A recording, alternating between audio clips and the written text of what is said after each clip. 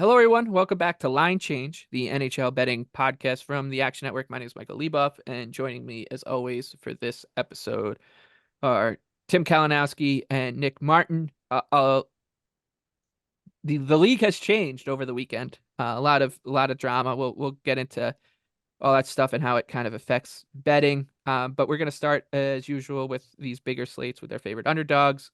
You two are kind of in agreement here, but Tim, you're gonna lead the discussion. The Ducks and the Habs are playing in Montreal. Anaheim is a plus 120 underdog. Montreal laying minus 142, a total of six. Take it away. Yeah, this is not the total coward's way out because I am betting dogs. I just you guys were leading the charge on the best dogs, and Nick, you logged the Ducks on open on Monday, and they're playing at the Habs here. The line is just I think it's saying that the Canadiens are much better, and that's just flat out not the case. They're not much better. They don't. I don't even know if they are better at all. This is the complete bottom tier of the NHL, no doubt about it. And these teams are pretty damn close to one another. All of these sort of bottom feeders. Montreal, we know the story with them. They kind of hang on for dear life. And I look at this Ducks team that just is, they're not going to totally be overmatched like they are in a lot of the games they play. We get them at a plus money price here. That's probably what I imagine you saw, Nick. You've kind of let the Canadiens have it this season. So, I was not totally shocked to see you on the Ducks. And, it was very nice of you to let me to take the Ducks as my underdog, even though you were kind of leading the charge on it. Yeah, I think what we've seen from the Canadiens, like their play has just been pretty horrid. And you look at it, like I think the eye test would tell you that a lot of these games they've been outplayed heavily and that like a couple of them, I thought they kind of lucked into early leads, like the Caps game. The Caps completely weren't ready to go and they get the early lead and then they just get caved in. Same story versus the Islanders, I thought, where it was like they kind of managed to hide what was a pretty awful game by some early chances. And then I wasn't really like surprised at all to see them get found out by the Blues on Sunday when Jake Allen finally plays bad. And I think really when what it comes down to is no team is defending as bad as the Canadiens right now. I think Sam Montembeault is pretty much just entirely hidden that fact. If you look at the expected goals against since the start of 2024, they're allowing 4.17 goals against, and they're averaging past 36 shots against per game. So this is, I think the eye test agrees with it. The numbers show that they're a horrible defensive team right now. The roster composition doesn't really make it much of a surprise either. They did get Newhook back, and they've already been playing him a ton. But for me, I just look at this Montreal team right now and think that they're bad. I don't really see outside of the Montembeault edge, which is significant, how they're this big of a favorite.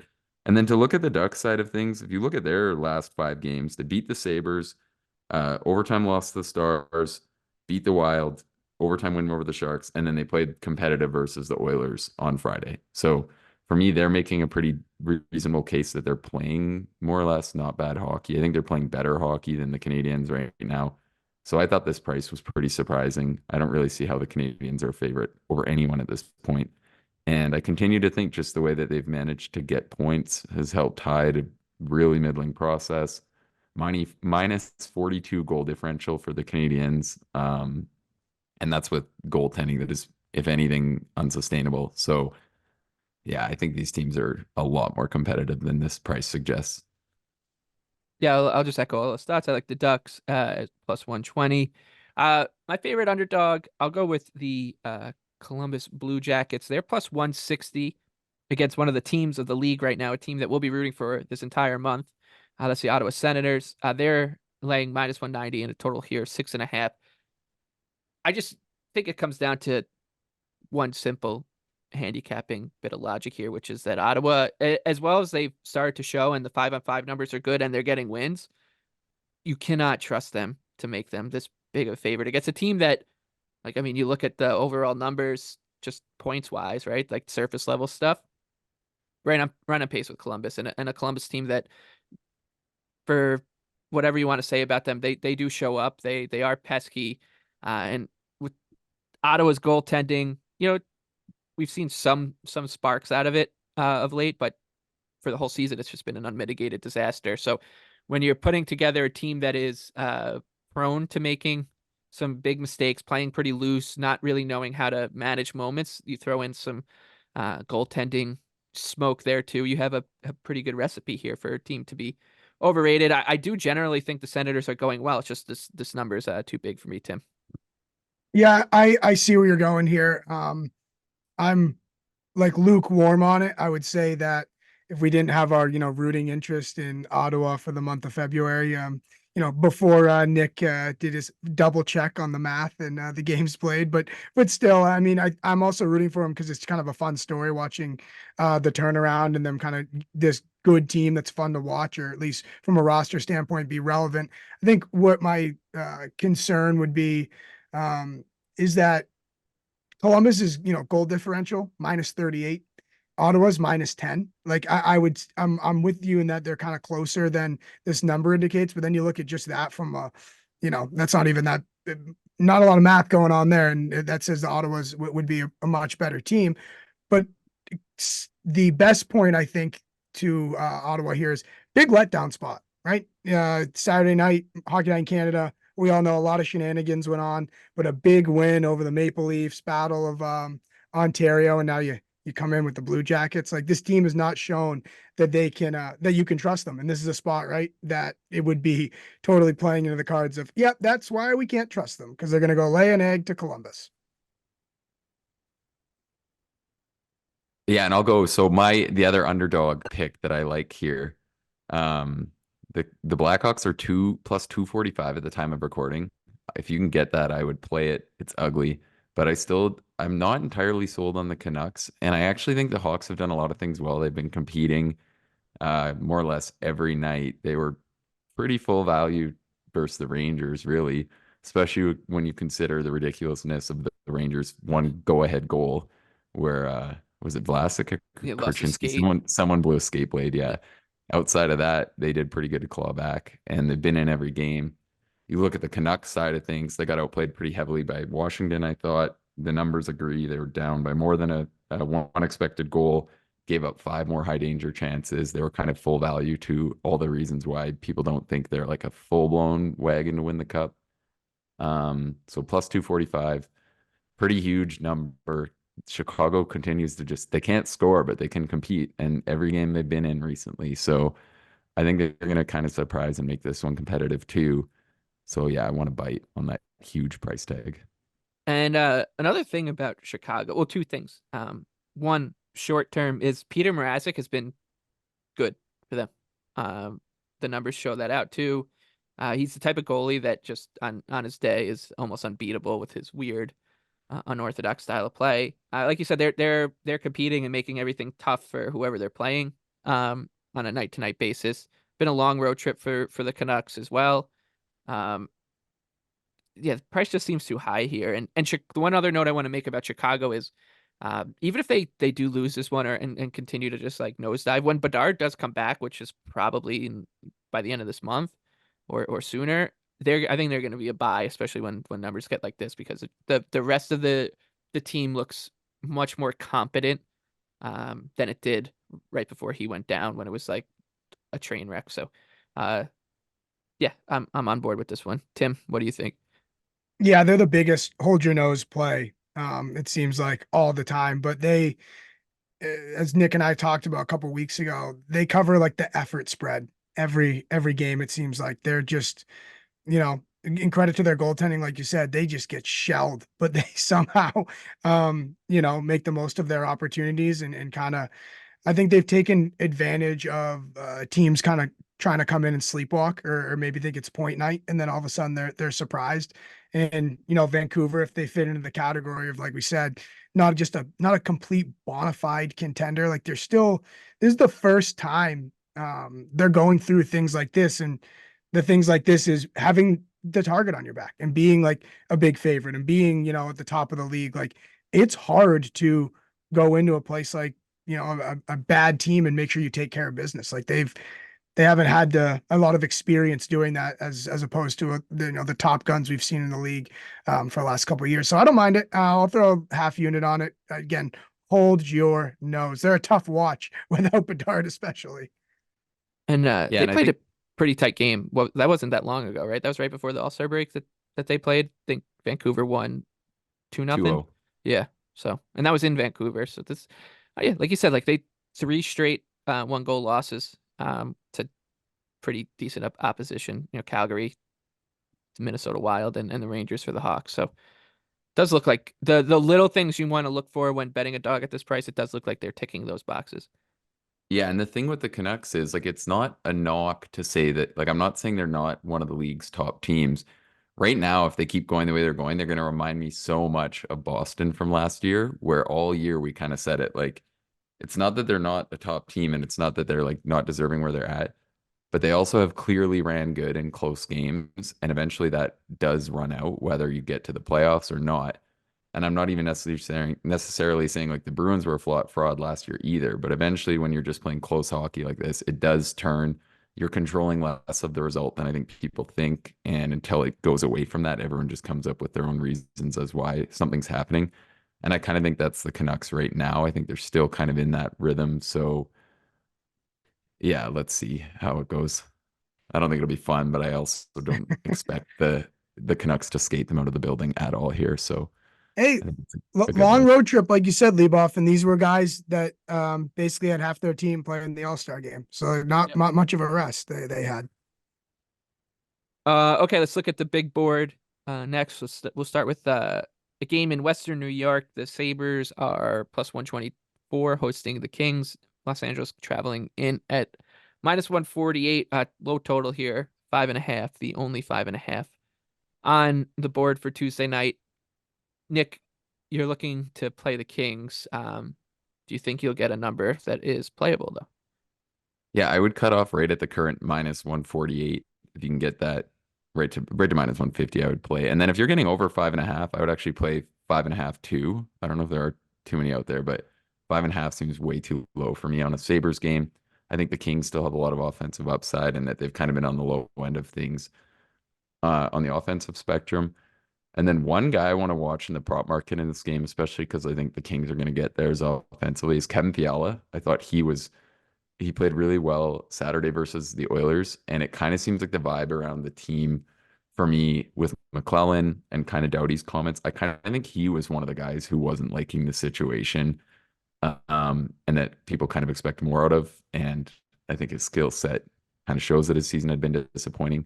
But it wouldn't be surprising for me to see him get on a heater here with a new look. So yeah, I like the Kings. I like Fiala. I think that I'm not even that low on the Sabres, really. I'm not like that pumped that this is who the Kings match up against right now, but I still like a lot of what the Kings have going on. So yeah, kind of Kings or pass, or maybe if you want to bet on kind of Kings specifically to get offense, I think that's why I like them here. Yeah, I'm a little jealous that you got a better number than what it sits at right now. I guess I would just ask you then, do you like it still in the 140 range, 140 for sure. I think I'd stop at minus 150. And then yeah, like I said, if you're getting over 5.5, not too juiced, I would for sure play that. That seems a little Yep. surprising Yeah, to me. And it's yeah, the moved to Sabres. 6 already too. So like I doubt that the 5.5 will be out there, but it does kind of just show you that it was open there.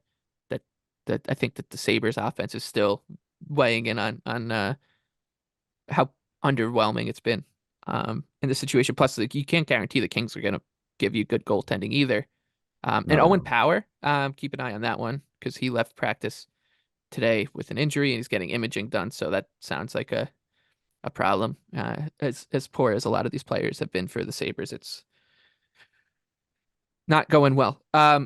and he's so high variance, you want him playing for Yeah, the over, right. like True. offensively and But defensively. yeah, and the one thing for me is like I think it was just the most obvious to say that the Kings were trending at the low end of form offensively at the end of the McClellan era, and some of the word out of camp about what they were like trying to do to get that changed kind of seemed like the exact opposite of what I think you should have been telling that team. Like they were saying, let's simplify, let's do this, let's get the outside shots, let's get point shots, let's get tip-ins, let's get all that. And I think if you watch, that was kind of to me what felt like they were doing wrong. Like it felt like they weren't letting the offensive creativity shine through. And I think the way that they're underachieving their actual chances kind of showed that. So it'll be interesting to see how they get going in the coming weeks here. Okay. Perhaps the game of the night, Blues and Maple Leafs, for, you know, drama reasons. St. Louis is plus 164. Toronto will lay minus 198. Total here is 6.5. I like the Blues. I think it's just the number's too high. I know St. Louis's underlying like their statistical portfolio tells you that this current 7-1 run and even like the 15-7-1 run they're on under their new coach Drew Bannister is not sustainable, and I'm not saying it is. I will say that, you know, when the Blues were playing or racking up wins 2 seasons ago, this is kind of how they did it, right? Like they just were able to win big moments, be clinical, and they got good goaltending. It seems like that formula has risen to the top again, and it just comes down to Toronto is already an inconsistent team that has mistakes in it, and now you're going to take 22 minutes of your number one defenseman out of the lineup for a little bit here with Morgan Riley getting suspended. Um, it seems like a lot to ask for out of a team that is laying minus 198. Like if this number was where like more appropriate in my eyes, then I wouldn't go near it, because I think that you're going to get a good effort from the Leafs, and they have this reputation of a team that like when the going gets tough, like they shell up and don't win the next game. But I think that's actually false. Like I think that they actually do respond well in terms of like getting results the next time out. But you know, that stuff still isn't enough for me to think that they should be minus 200 against a team that is getting wins, and they're playing the Leafs will be without Riley. That defense looks kind of suspect already, and now it looks even more suspect when you take him out of the lineup. So you're just going to ask, and the formulas for the Leafs has been, can Matthews, Marner, and Nylander just provide enough scoring to get them over the line? And that's absolutely possible here. But I think it's still too much to ask out of a minus 198 favorite against an opponent in decent form in terms of wins and losses here, Nick. Yeah, I'm indifferent. I think the price is fair. To me, people are still underrating the Leafs. Like they're 9-6-1 in 2024. Their 55% expected goals rating is fourth best. And it's funny, for all the bad performances that they supposedly have, if you take out empty netters, they've lost by more than one once in this year. So it's like apparently this is a team that doesn't compete. None of the stats agree with that. So it does bug me a little. I'd hate to be a guy on that team who is one of the ones playing well, because at some point it's just like, shut up. Like, I don't know what we can do. Um, and the Blues, I agree with you. Like, I think we have seen them do exactly this. They are among the league leaders in seam passes again this season. And I think that's one of the reasons that they're kind of outscoring expectations under Bannister. I like their top guys. I think they'll continue showing up. My beef with the Blues, and where I think a decent play on this game could be the Leafs to go over 3.5. That's at minus 108 right now. Is that I don't see what the Blues are doing defensively where they should be overachieving in terms of like their goals against numbers so much. Like I think they're due to just kind of give up a lot more goals than they have. So I don't love the Leafs here. If I was to target them, I think it'd be with them getting to 4 goals. I think that's the way they'll need to win the game. So that's kind of the one look I like. Like if you look at the Blues, they're right at the bottom of the league in terms of the chances they're allowing over the last month. And I just question if their goaltenders are gonna be able to keep this up. I think they really are just kind of due for worse in terms of goals against. I like a lot of what they're doing offensively, and I think that obviously gives them an avenue to win this one. But yeah, I think my favorite look on this one is getting the Leafs over 3.5. I mean, so I worry about the Blues being a good enough, the makeup for an underdog here, because, winning 7 of 8, and we know they're not like a great team. Like it seems like it's time to sell. It's like And the market's telling you that they're not that good. Like right. they're this price. And the one loss in the 7 of 8 is 1-0 to the Blue Jackets. But then on the other hand, 4 of those wins of the 7 are by 1 goal, all 4-3. Yep. So it's like, I'll ask you this, Nick. So you said the Leafs, team total over is a possible look.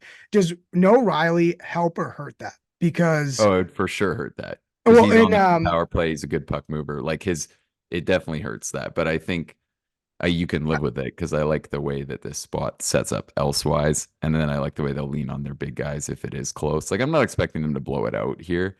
I just don't really view it as a game where the Leafs will win 3-2 very often. So I think like I'd rather target that number, Yep. especially like so the game's minus 200.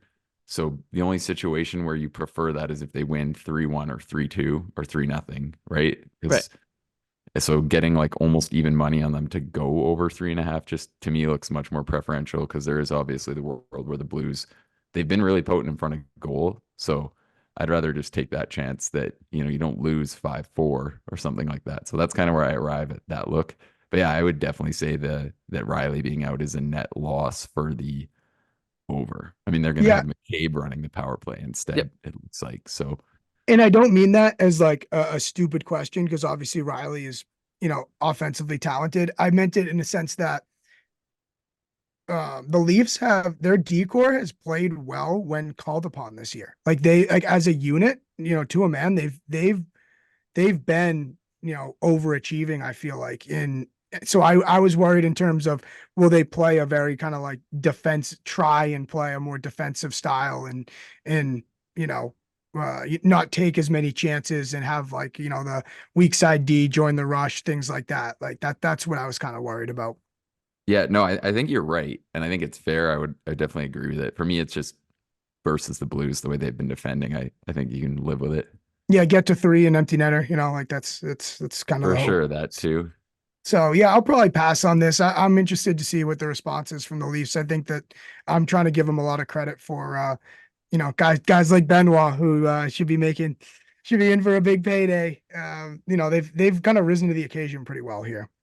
Yeah, I mean their results have been okay. They haven't been Yep. insane, but like I think nine, they six, played. and They one they is probably should be 2-1 fine. since the break. Is like they played well enough to be 2-1. They 1-2, and one of the losses was on Hockey Night in Canada, and it was a circus. So I think so many people are focusing on that, and the fact that the market isn't like even showing any of that is, at least in the open, is kind of telling you that there is a gap between these two teams. I just don't trust Toronto as a big favorite at all. And I like the Blues upside.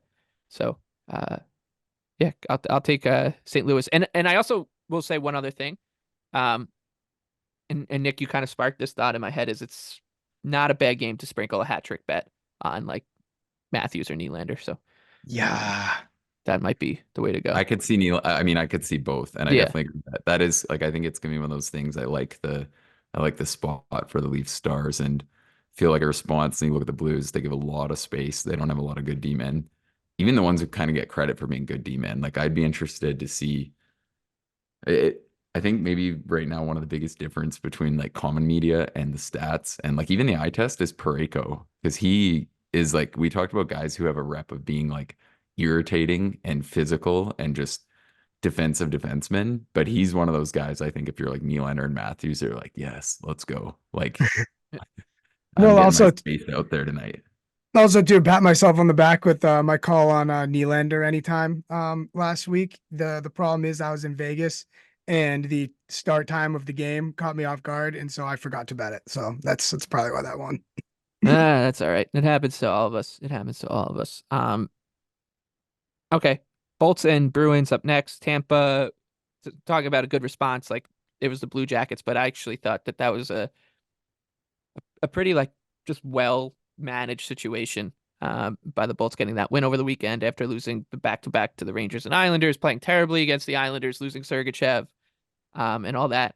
So Tampa is plus 140 in Boston, Bruins minus 166, and a total of 6.5 here. Tim, you're gonna make another uh play on the bees here, it looks like, and I don't know, I'm a little surprised. I don't think that there's a playable number here. I have no feel for either one of these teams from a betting perspective. I feel like so. I'm happy to hear it. Well, I'm kind of trying to ride the wave again of I was on them against Vancouver after the dud against Calgary, and I'm gonna go try the same exact thing. They laid an absolute egg against the Capitals on Saturday, and they've just been getting it fed to them by Montgomery. This is where I think the Bruins are, the veteran team, or the team that's kind of seen a lot of success helps, and that they're going to bounce back. I think the Leafs are in a, or excuse me, the Lightning are in a really tough spot with the Sergachev thing. This was a team that was already thin, and they're just thinner. Like it's, I think it's a bad matchup for Tampa Bay in terms of getting a Bruins team that's really pissed off and a Lightning team that's losing some depth. It's that simple for me. I think the Bruins are due for a really good response. They did it against Vancouver, lay another egg. I'm kind of like, nice. Now I'm like, am I getting a feel for the Bruins? So It's just fun to yeah, bet on them. We talk about this on right. Wonder Goal, the soccer betting podcast, because Anthony DeBundo has been betting on Bayern Munich Mhm. like more often than not the past few weeks, and he's like, it's so much more fun just to bet on the good teams.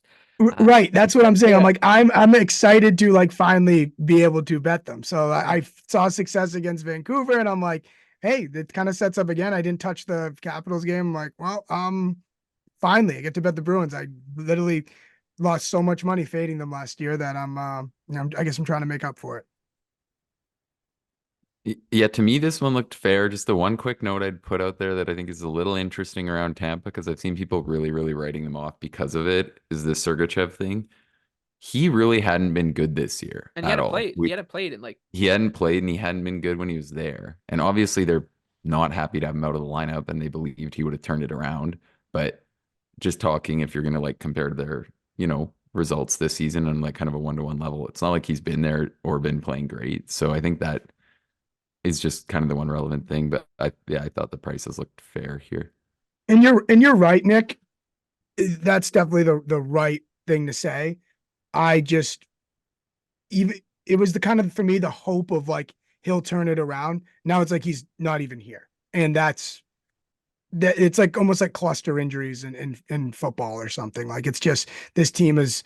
I look at them almost like the Devils. Like they could be the Devils if they didn't have Vasilevsky. In terms of just it's just been too thin. Yeah, and I wouldn't like, I'm not saying I disagree with the Bruins here either. Like I think it's more or less a pretty reasonable number when we see the way they usually go at home. I just kind of passed over it on this slate. I think Yeah. it wasn't quite there.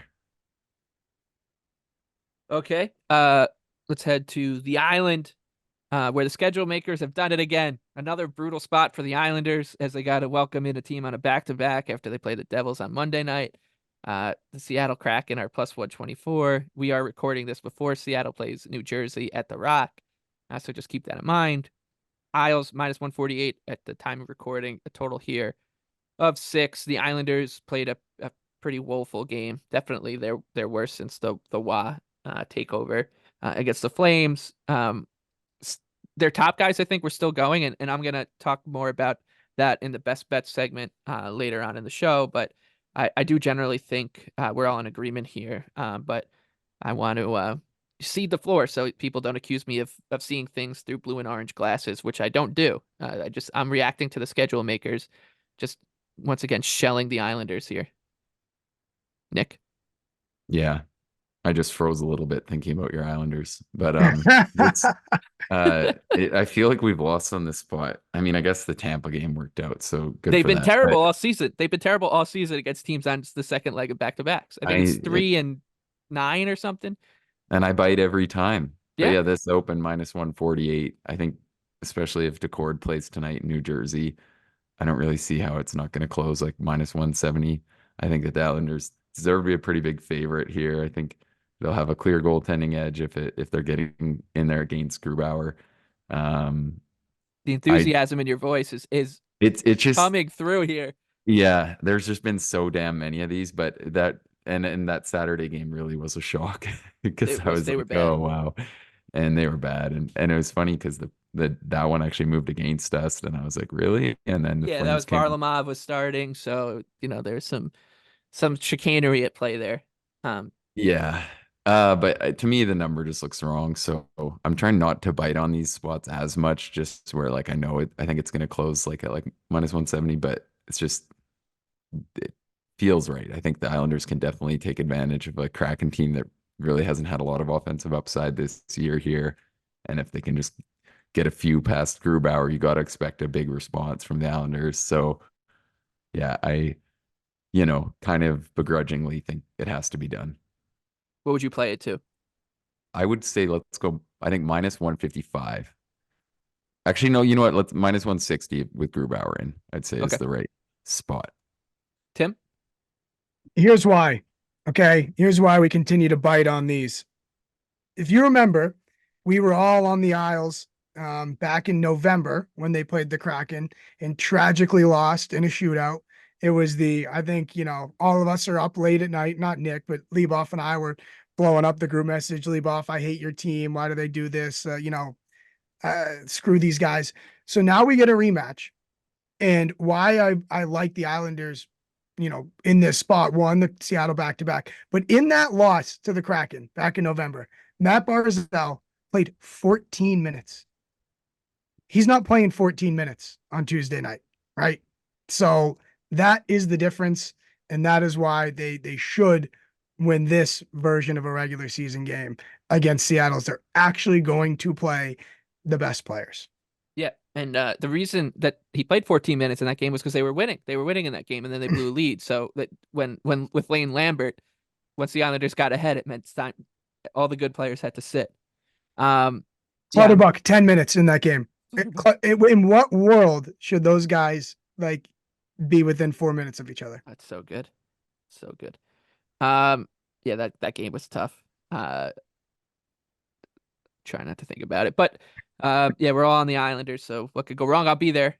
I tried to get my brother to go instead of me, but couldn't, so I have to go back on Tuesday night. Devils and Preds. This one, I think this has got to be one of the weirder back-to-backs that you'll see all season. It didn't compute in my head at all. I just was like, oh, maybe the Devils are playing the Kraken on Sunday. But no, they're playing the Kraken at home on Monday. And I know that traveling from New Jersey to Nashville is not like crazy. And they're in Newark already, so it's not a big deal to get to the airport. So it's, 3 hours door to door, I'm sure. But still, it's a little strange. They're going across a time zone, and you rarely see that on back-to-backs. And it's basically a pick 'em. Devils minus 105, Preds minus 115, a total of 6. It does beg the question of, will the strangeness of this back-to-back get maybe overplayed here as people start to think about it and bet the Preds?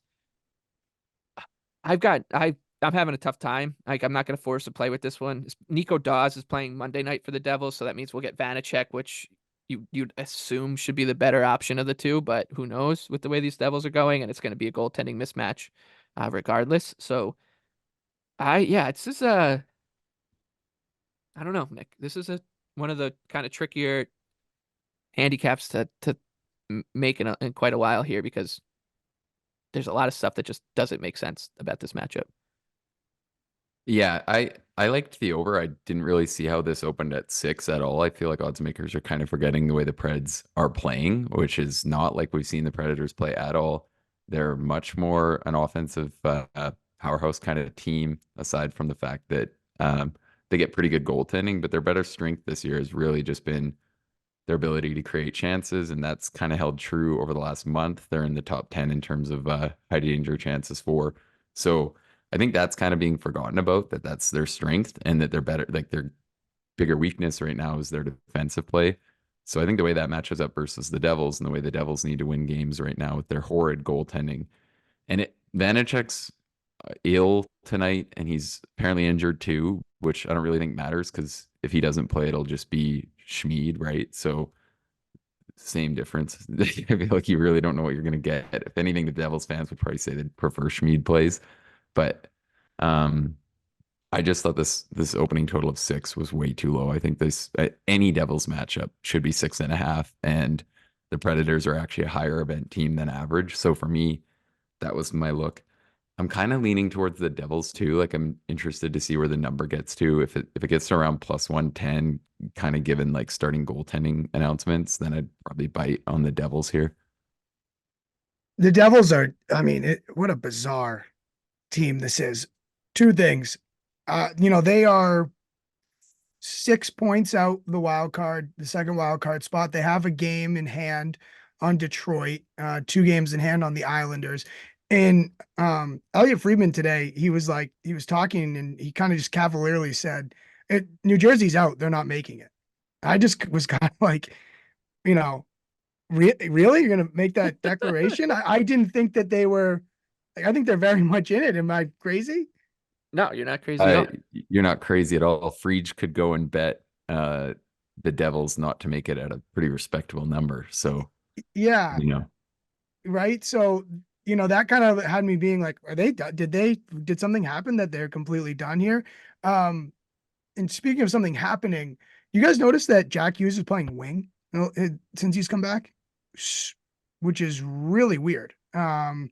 Is that, It, I wonder if it's it's an the injury Barzell thing? effect. It's the Barzell effect. Everyone's trying to copy Barzell. Yeah, right. Isn't that a little bizarre? So, and it doesn't appear to be working. I mean, he was Is it? dash I wonder three. if it's like they're trying to avoid him on faceoffs with his Yeah, he injury hasn't or taken a whatever. sometimes draw. that is it. Yeah. Yeah. And I mean, rough. Yeah, it's been very debatable this year. So who knows what he's seeing that like he wants to do that over. But it does feel weird to have a guy like that who can just flow through the ice and be like, let's stick him on the wing. He's so good in the Um, middle. I was like, am I missing something? And I searched it a million times. Jack Hughes not playing center. Well, someone write about it, please. Someone write about it. I want to read. I want to support journalism. Someone tell me what's going on. But yes, I that's don't know if really. there'll be answers, Tim. There's been a lot of people questioning why Holtz gets no minutes when all he does is score. I don't know. I think it just It, might be one of those things. The coaches are not, they have their reasons, but they don't really want to consider some of the other factors. Well, regardless, what it's telling us is he's probably still pretty injured, right? If they're, especially he's not taking draws. And I think it was Toffoli got destroyed on draws the other night. So it's certainly, regardless of what we're arguing over, if he should be playing center or not, I think the indication is that he's not full strength. So I think that kind of goes into the math here in this Nashville game. And I would say this is the thing I want to see them play Seattle on Monday night, see what it looks like, because they are it seems like every week we do the same thing. Is New Jersey going to come back? Is New Jersey going to figure it out? They have to take care of business against an inferior Kraken opponent, but there's no we're scratching our head wondering if they will. I feel like there's equal chance either way. Yeah, and this is a huge week for the Devils. They've got 4 games if you look, and the Flyers one on Saturday is massive, and they could easily go 3-1 in these games. I mean, the Kings is a tough one, but still at home. And yeah, that'll probably kind of determine the way the rest of the year goes and the trade deadline. I should have noted during that Islanders segment that Nick did was that's their only game between now and the Stadium series on Sunday is Tuesday against the Kraken. Weird.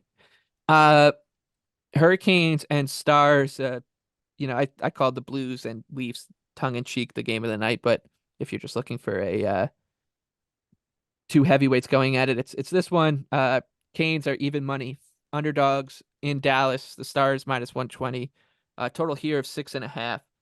Carolina coming off of a shutout win of the Devils, so and that one goes to overtime. So the Devils finally get like a really strong goaltending performance, and Jesus, that's just how it's been going for them.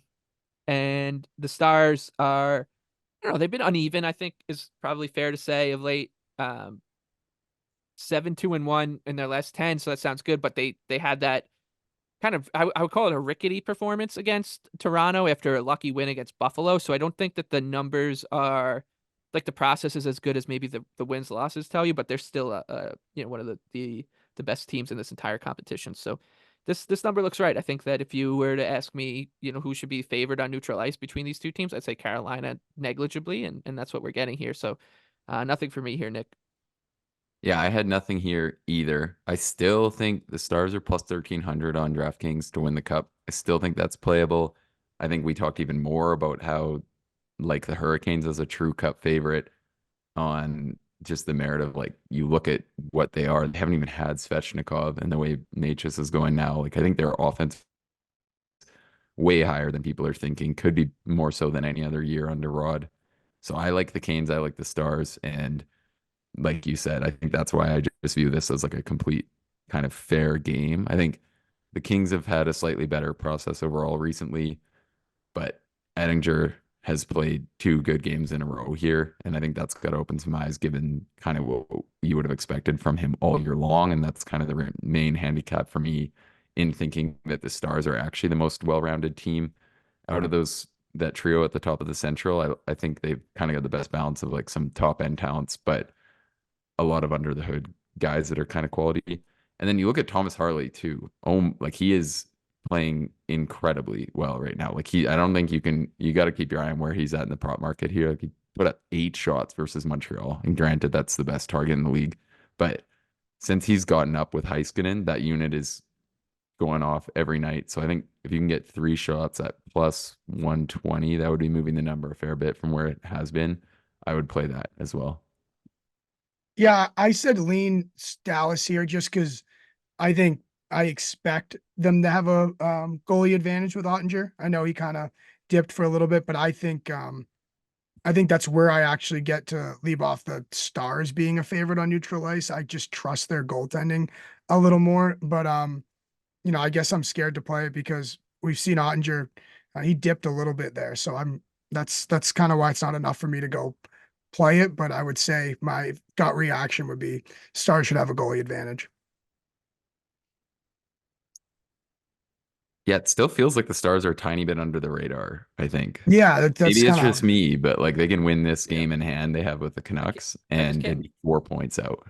I or just can't away wait to see who from the they lead. get at the trade deadline, because every year it's just a different version of the same player, and I'm trying to figure out who it's going to be this year. Well, I think this year is different because up front you can say they don't need anyone, which Oh, but seems they'll kind get of someone. They're crazy. going to get But like a perfectly fine third line forward, because that's what they do. Like that's just what yeah, but you Connor could like Sherry. they. Yeah, you have exactly. Connor Sherry is a Stankoven, perfect name for them. but Like, Stankoven's just definitely better than Sheary yeah, now. but I who think it cares? seems Like this is crazy, what but it's just what they need to do, like to fulfill I their think they just their need to bring in a destiny. D-man. There's one Yeah, more they're in good on plug Tanev. and play Yeah, D-man. Yeah, Tanev would be great. And then yeah. they're pretty set.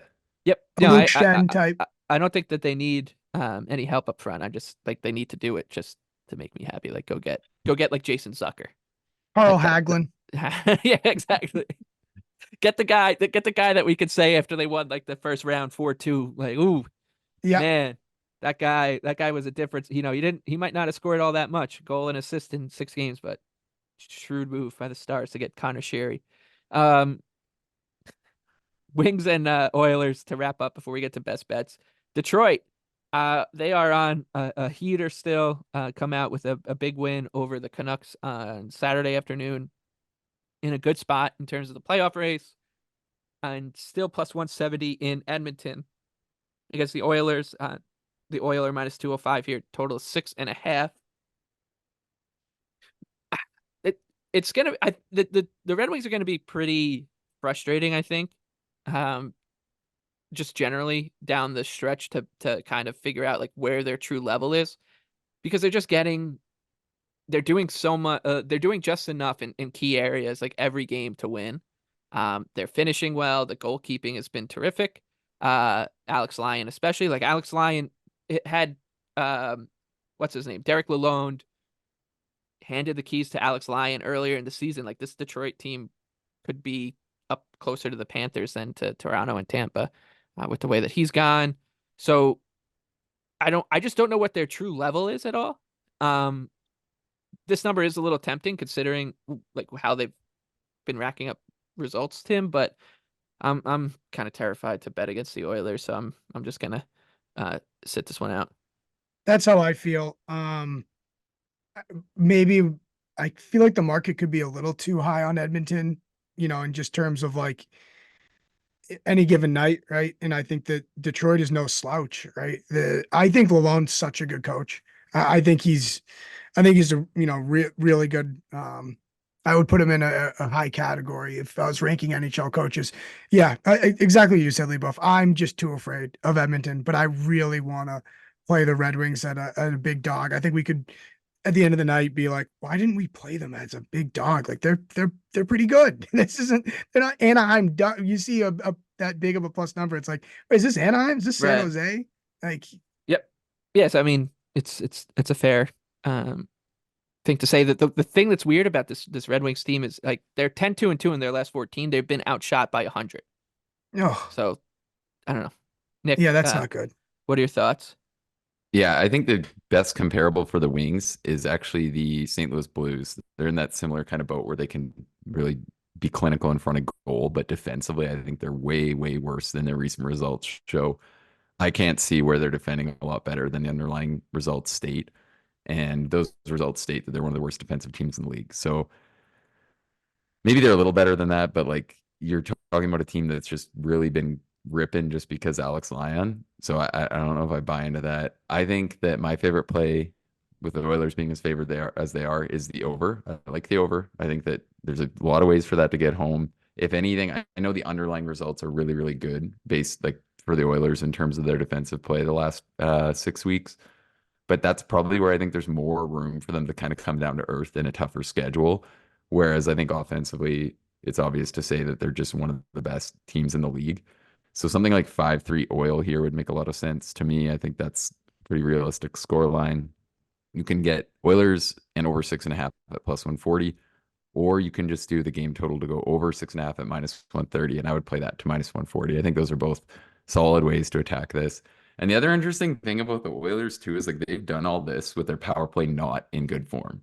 But I also think like if I don't think anyone's going to argue in saying like there's no way that this power play isn't still one of the best in the league. It's just one of those ruts. And you looked at some of the plays they put together versus the Knights, like just snapping it around, and it was like, how on earth are they in a 2 for 30 or whatever it is? So I think offensively there's room to grow, and if anything, I think we'll kind of see them come down to earth a little bit in terms of their defensive form, even though the underlying numbers really are quite good. But I just feel like based off roster composition. So yeah, I think the over here is a solid look, and yeah, that'd be my favorite way to attack it. Okay. We'll go on to best bets now. There's one game we haven't talked about. That's because it's going to feature as Tim's favorite bet on the board. Avalanche and Capitals. Capitals. Nick, you said the season's over last week after they lost to, was it Montreal? I said that I put them on Stuckey's corpse watch. And what do? They go ahead and rattle off a couple impressive results, put themselves right back in the thick of things here. Look out. Here come the Caps. They are a plus 140 underdog at home to Colorado. Total of 6. Alex Ovechkin is flying. Tim, what do you got? Yeah, Colorado. I'm looking to listen, this Colorado team, they've lost 4 in a row, but it's the Rangers, the Devils, the Hurricanes, and the Panthers. And I've said to you guys, the problem with Colorado is, as much as I say with teams like the Islanders, go play your stars, the Avalanche just, they rely too much on their stars, and it can hurt them in the regular season in terms of 3 and 4s, back-to-backs. They can kind of just run out of gas. But the Capitals should certainly have their attention on Tuesday night. The concern is Nathan MacKinnon, who left the game after a head-first fall. He did not practice on Monday, but I was reading some reports that it sounds like he is going to be a go on Tuesday night. So that certainly helps them, having Nate Dogg in the lineup. Also, for what it's worth, same Avalanche writer said they had their hardest practice of the year on Monday. So that, I mean, you gotta, You never lose after that. You never lose after that. But in all seriousness, it seems like you said it feels good to bet on the Bruins. Like it feels good to bet on the Avalanche in a price that has 160 next to it against a totally inferior Capitals team. So yeah, it's simple as that for me. I think the Avalanche get back to their winning ways.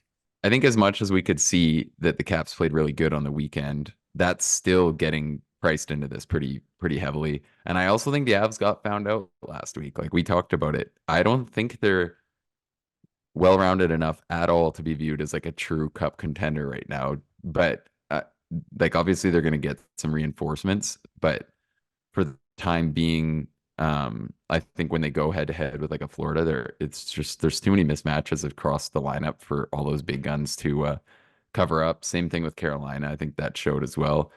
But yeah, this is just not the matchup for that flaw to shine through, because the Caps, like maybe they'll win some of the minutes, but I also just feel like they're not well equipped to handle the MacKinnon line at all. And if they don't really kind of find a way to score and take advantage of those other units, I don't really think it's going to matter. And I do think, yeah, obviously the spot's got the Avs' attention. So yeah, it does look like a bit of a short price to me. I was kind of surprised. I feel like this will close like minus 180, right in that range. And would have to kind of agree with Tim here. I think even even though maybe the Caps are playing a little better than people expect. It's just feels like really the Avalanche aren't getting any credit to be that priced versus them. Yeah, so I'll get the closing line value, and obviously, 40 cents a CLV, and which means auto L. So yeah, take that with what you will. Yeah, I think the other note too is like, to me, this looks like one of those spots where I don't care as much that the Avs are on the road. They've been much worse on the road. They have a legitimate losing. They're 12-16 in terms of betting on the road. Um, but I also think you can care less when you talk about like the spot, right? Like losing 4 in a row and this kind of a team in the middle of the Central race. I feel like they can get up for it and they can figure out how to play on this on the road here. So don't mind that either if we're getting a bit of a better number because of that. Okay. For me, won't get too much into it. It's part of the Islanders game. I like Pierre Engvall as an anytime goal scorer. He's got bumped up to play on the first line with Horvat and Barzal, and those two guys are flying right now. So they were setting Anders Lee up on a silver platter the past couple games, and Lee just couldn't find it. So I think that if similar results happen with Engvall, who I think's been playing better too, we'll get a decent number here on a player who, Lee is usually like plus 210, 240-ish, like in that range to score, depending where you look. Engvall's almost double the price most nights. So keep an eye on Pierre Engvall as an anytime goal scorer for the Islanders on Tuesday. And Nick, your favorite bet. Yeah, I like that Engvall look. I tried to target Lee the other day too, just on the heels of him being the best price on a line that was dominating. So Leave I off with think with it's a a pen and great pad. take. You could probably do the entire Islanders anytime goals, the back of your hand, right? Like their Oh, odds? Yeah, I wish yeah. Oh you yeah, I Well, would. you could write. probably know I could everyone. absolutely write it up for you right now. Oh, and you know what too? FanDuel has Mike Riley at plus 1,600, Mike. Like that. I know. I've been He trying to tell gets you up in guys. there. Yeah, and he hit the post versus Toronto and had a ton of chances. He had a ton of chances all of last week. It feels like that one's just waiting to break through. I get the chances aren't 1-to-1 when it's like a shooter like Mike Riley, but he gets up there and he gets in the play a lot for a guy who's got that kind of a number. And he's also on the second power play unit. So Mike turned me onto that, and I've been upset that he did because it hasn't paid off. And then the more I like watch it, I'm just like, this guy gets so many chances for someone who's plus 1,600. I feel like all last week you could see, like, you would never have guessed he was like the longest odds goal scorer in any of those games. So I don't know. I Leibov feel is the best at I'm a that. Turning you on to something that sounds good and never never No, wins. never. It's never gonna win. It's gonna be a terrible time. And Nick, your favorite bet is the Ducks. You Well, we went into the Ducks, but yeah, I like the Ducks, and I was gonna make my best bet. It looks like the numbers are moving quite a bit, but I think the Senators Blue Jackets over. I just think there's so many ways that can get there. The Sens are creating as many chances as anyone in the league right now. I think they can really play to that strength versus the Blue Jackets. But like Mike said during his Blue Jackets case, you can't trust this team to defend, and you can't trust their goaltending. You have no idea what you're going to get. So to me, this just looks like one. I feel pretty confident both teams get to 3, and this game gets over. Or I also think there's a chance that the Sens just really blow it up. I do really kind of feel like they're playing quite well right now. So I like the over in that one. I think it'll be a chalky play, but I don't see how it's not a 7 where that Leafs total closed. all right? That does it. 11 games on the board for Tuesday night. Hopefully, we set you up well. Mike Riley, Pierre Engvall. Hopefully, they give us some momentum going into the rest of the week. For Tim and Nick, I'm Mike. Thank you for listening. Please rate, review, and subscribe. And tip of the cap to Noah on the back end for all the hard work.